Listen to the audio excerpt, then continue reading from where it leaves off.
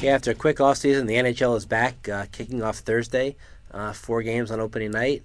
The defending champion Penguins from Pittsburgh, they start on Friday when they host the New York Rangers and get to open up and raise their banner from last year's championship, their third one in their history.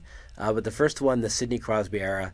Sidney Crosby has been the face of the league for a few years, with sharing the spotlight with of Alex Ovechkin of Washington, who has won 2 back-to-back MVPs in his rivalry with Crosby. But Crosby now has that title that Ovechkin is still looking for.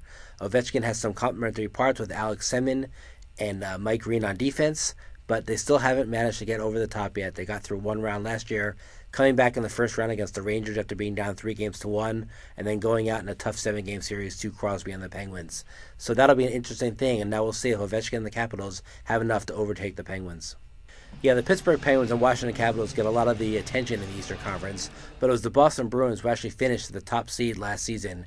It didn't translate into playoff success as they were knocked out in 7 games by Carolina, yet they still skated off with all kinds of awards after the season, recognizing their regular season, but again, it's the playoffs are the one to see this time. Claude Julien was Coach of the Year, Tim Thomas was the Vezina Trophy winner as the top goalie, and Nick Lidstrom's streak as winning the Norris Trophy on defense was snapped by 6'9" Zdeno Chara. The Bruins now, were the 8th seed 2 seasons ago, yet they vaulted up to the top seed but couldn't translate that into the postseason.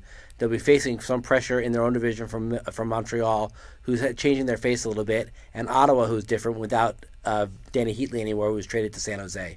Over in the West, the Sharks are going to get a lot of attention now since they had another early playoff exit, which has become the norm for that team. They won the President's Trophy for the first time in team history, yet ran into the Anaheim Ducks in the first round, a division rival who knew how to play them and took them out right away.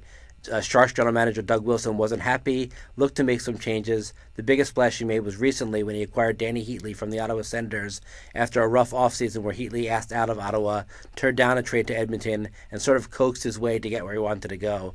The Sharks now will hope to again repeat on their top seed and hold off those other charging teams in the West.